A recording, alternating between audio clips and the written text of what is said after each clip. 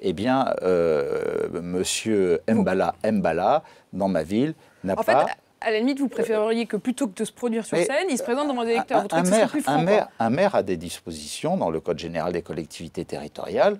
Moi, lorsque un établissement de nuit ne respecte pas en matière de vente d'alcool ou d'horaire d'ouverture les règles, je demande une fermeture administrative de son établissement. Lorsque on ne respecte pas... Qu'est-ce que vous avez invoqué ? Là, j'ai tout simplement demandé aux 2 établissements qui étaient sollicités et qui font l'objet d'une autorisation d'exploitation par la ville, puisque ce sont des propriétés de la ville, le Palais des Congrès d'un côté, notre Zénith, la salle Nicaïa de l'autre, que l'on n'accepte pas que M. Dieudonné puisse se produire. Et si jamais tel avait été le cas, j'aurais pris des dispositions qui seraient allées bien au-delà. Maintenant que M. Valls, plusieurs mois, plusieurs années après que j'ai pris ce type de position en tant que ministre de l'Intérieur, mieux vaut tard que jamais quand même, non ? Propose. Mais je trouve que c'est très bien. Je trouve que c'est très bien. Vous savez, en moins de 48 heures, j'ai pris 2 positions différentes.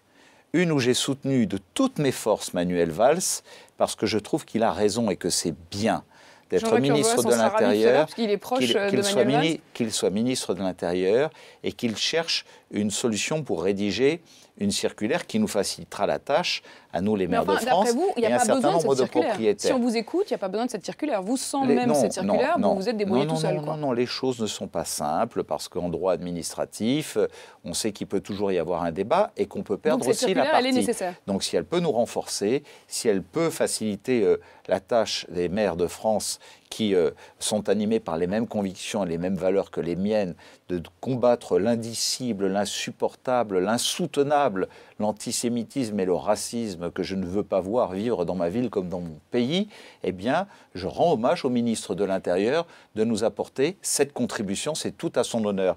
Dès le lendemain, ça ne m'a pas empêché de dénoncer le fait que M. Valls veuille par ailleurs imposer aux policiers, aux gendarmes justement, ça vous allez en parler dans un instant avec Jean-Jacques Urvoas. Mais c'est pour vous dire que dans la vie publique, il ne faut pas être sectaire.